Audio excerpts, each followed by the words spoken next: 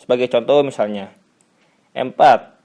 M4 ini menguasai kedua petak ini dan menduduki petak di sini. Tetapi kerugiannya ialah M4 di sini. Maaf. Jadi pertama, gerakan sederhana seperti M4 memiliki ide yang lumayan banyak. Pertama, M4 di sini mengendalikan petak di D5 dan petak di F5. Berbeda dengan D4. D4 mengendalikan petak di C4 dan petak di E5. Jadi petak di F4 memungkinkan hitam memainkan C5, Sicilian defense. Berbeda dengan D4, di sini hitam tidak dapat memainkan Sicilian defense karena pion dapat dimakan. Ya, teorinya seperti itu misalnya.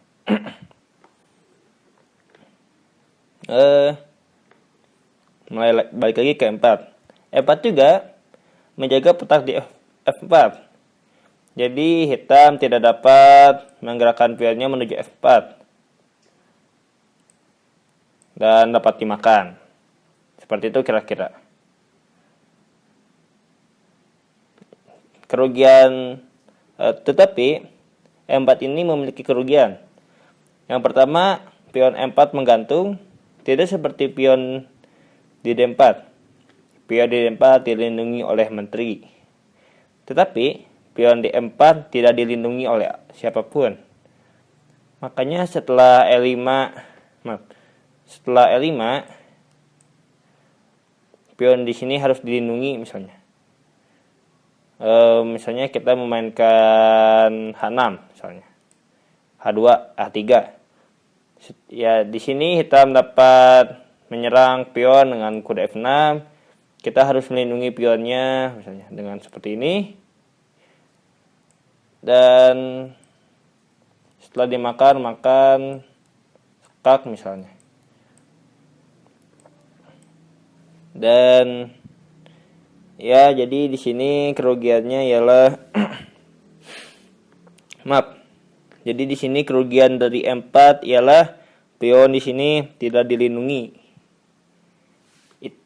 Itulah konsep-konsep pembukaan. Ya. Menggerakkan pion saja ada konsepnya, ada teori atau ide-idenya. Bagaimana dengan pembukaan yang cukup jelimet misalnya, dengan Ruy Lopez misalnya, kuda FD, kuda dan kuda seperti ini misalnya, gajah B5.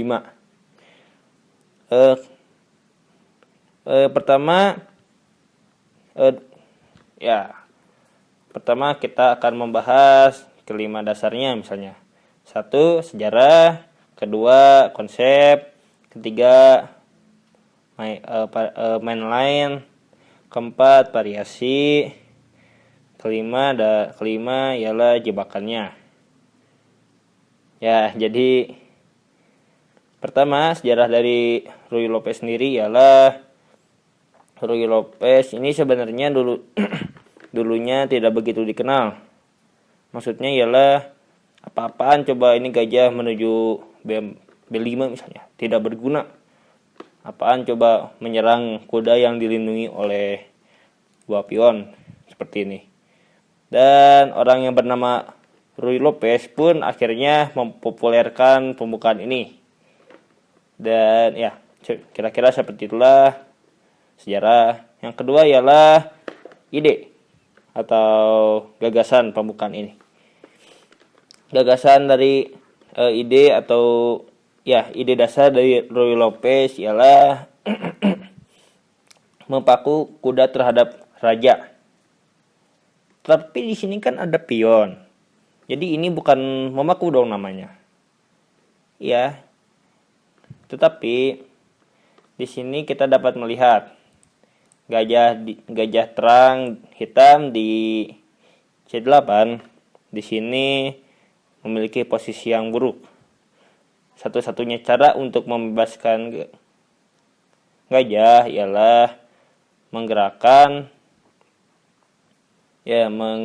pionnya menuju sini, misalnya menuju D6, membebaskan gajahnya.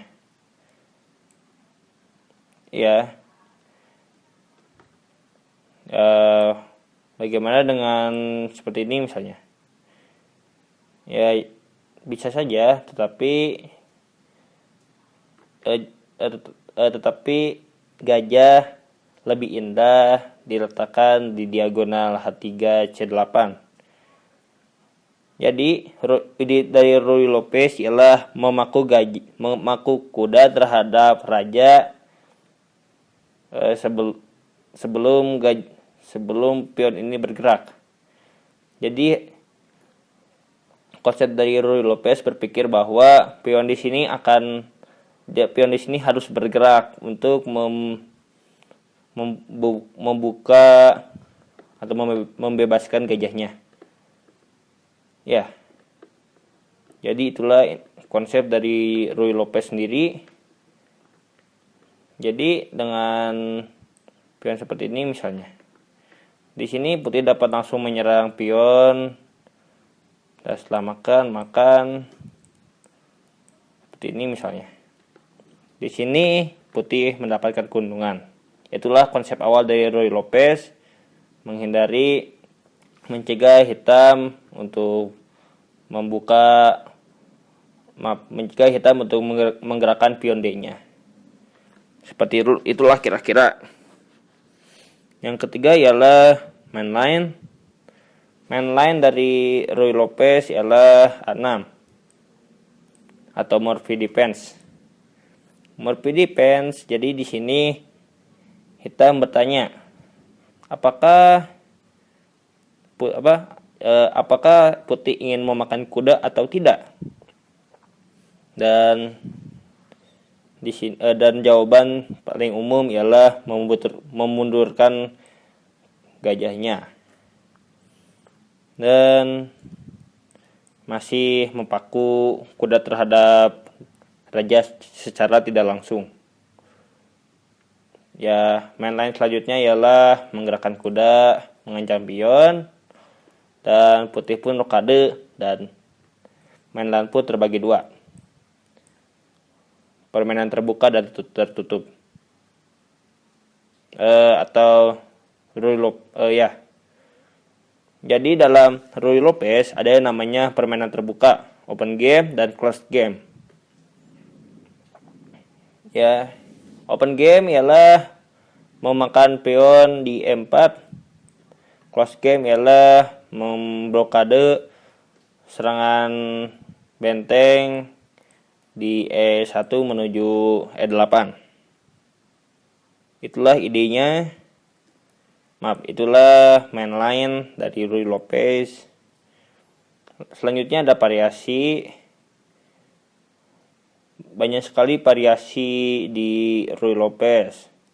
Berlin defense, Stainis, Murphy mainline, mundur, Columbus defense misalnya,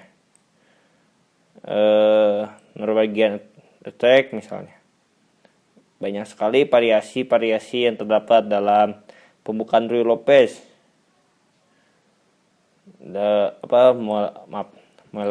Moeller attack misalnya, Moeller defense, dan sangat banyak sekali pembukaan catur, sangat banyak sekali variasi catur yang jelimet ini yang terdapat dalam Ruy Lopez.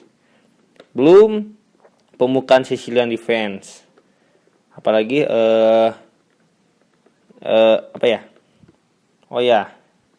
pembukaan gambit menteri misalnya, diterima atau ditolak.